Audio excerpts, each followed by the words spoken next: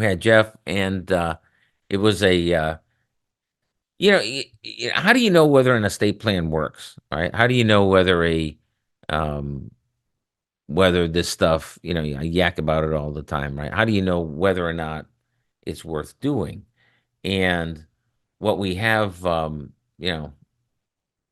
Jeff's case, in that case, and is this is where the rubber hits the road, okay? Because the loved one has passed now, right? And um, so I don't know, frankly, because I'm on the radio. Um, I don't I don't know if we had done the estate plan early on. The fact that they still had the house and we were doing the rental thing with it um, suggests that they came in to get the estate plan done. We did not do the estate plan early on. If we had, then the house would have been off limits from the very start. If we had done the typical planning. Well, it doesn't sound like that, and it does sound like we did the rental thing, where see if you still have your house, there are ways to rent it out, where you comply. Again, it's all about compliance. We don't make the rules; we just obey them, right?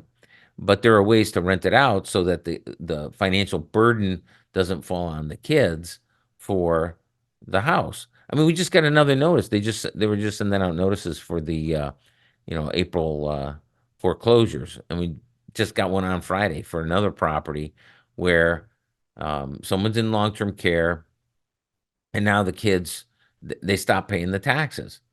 Okay, they decided not to. Well, the kids will pay the taxes for a couple of years. That's my experience, and then they won't pay anymore. So now we get houses that are going to tax foreclosure, not because of the Medicaid, not because of the nursing home, but simply because the property taxes haven't been paid. And if the property taxes aren't being paid, is the insurance being paid? Are the utilities still hooked up? I mean, there's all kinds of things happen to a house if you just let it sit, and none of them are good. All right, so there's a way to do this, and these guys are doing it. And now that mother-in-law has passed, okay, this is where not only did we get qualified for the Medicaid during her convalescence, during the time she was in the long-term care, but now that she's passed, now's a nice orderly rollout of the and distribution of what's left. Um, so it's one of those where, yeah, this is how it works. It's not just chitter chatter. It's not just yakety yak Sunday mornings on this stuff. This is how the financial burden of maintaining the house didn't fall on the family. Because why? Because we did the righteous things, we did the correct things in terms of getting the house rented out, keeping as much money as we could from that, paying the bills, just handling it. Okay, that's all. That's what's been done here. And now, okay, that mom got the care that she needed, was not a financial burden on the kids. The house is still preserved. Now it's a matter of selling the house and distributing the proceeds. Well, we don't want to screw up. It's like Jeff was saying, it's the follow through, right? Okay, we got it here. Let's not fumble on the 1 yard line. Let's make sure, right, that we're going to punch through to pay dirt. Let's make sure that the proceeds from the sale of that house are going to go to the kids in a way that does not put the kids, the beneficiaries, at disadvantage. See, people think, hey, it's no big deal. When mom dies, we get the check, yay. And they don't think any further ahead than that. Well, guess what? There's this thing called divorce that happens. And I know inheritance is not supposed to be included, but they always enter into the negotiation. They do. All right. I mean, as a practical matter. All right. That's just one car accidents or divorce or bankruptcy, or you need long term care yourself. There's a lot of ways in which an inheritance, all right, becomes at risk just in normal living. I mean, you don't have to be whatever, high wire act in order to know that risk happens. I mean, things happen to folks. Okay. So why aren't we planning ahead for that? Well, the answer is we are planning ahead for that, so that And it may not happen right now. See, so if you're, say you're 70, because people are living now into their 90s, over 100, whatever, you get an inheritance, but your spouse is in the long-term care. Well, there goes the inheritance.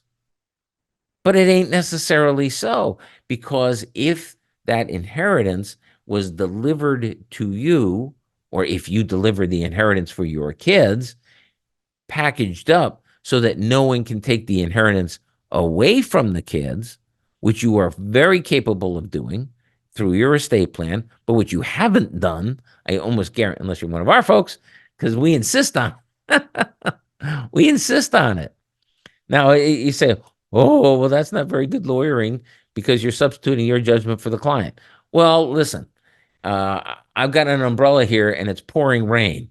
I mean, all I have to do is explain how the umbrella works, and you have to be really around the bend not to take advantage of that. And that's what we do when we're doing the estate planning. We explain how these protection trusts for the kids. Yeah, yeah, we got to protect it for you. Yes, that happened. That's job one. Screw the kids. We don't care about them. Blah, blah, blah. Well, we don't care about the kids until you're okay. But once you're okay, once we've got you set up, then what happens next becomes the next big thing. It's the next step in the process. Okay. So, and what Jeff's call just illustrates is how that, just another one, I don't mean to suggest it's not important, but because to them it's really important, but you know, you do tens of thousands of these, and guess what? When people pass, and now they can take advantage of it. Now, here's the thing too. Probably 60% of the time, the kids just want an outright distribution. I'm just telling you, they just do. Now, if you're older, taking an outright distribution is insanity. You shouldn't do that, okay? Because the chances of you or your spouse needing long-term care are very, very high. Well, I don't want to lose the inherit. Well, lose it if you want to, I suppose, but I can't see the sense of that. Okay. So when you're older, but it's mostly younger folks who, they just want their maple. They just, well, just give me a check. Well, but we could protect it like this, long-term money. No one can ever take it away from you. Blah blah blah blah. Blah. And it's like in one ear and out the other.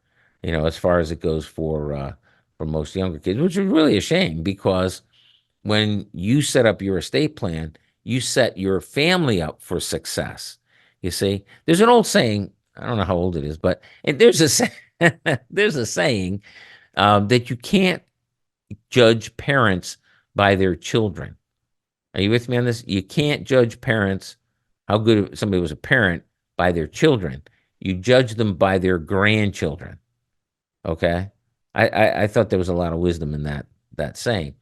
And so that's kind of what this is about, right? It's not just were you okay? It's also going forward, were you the kids okay?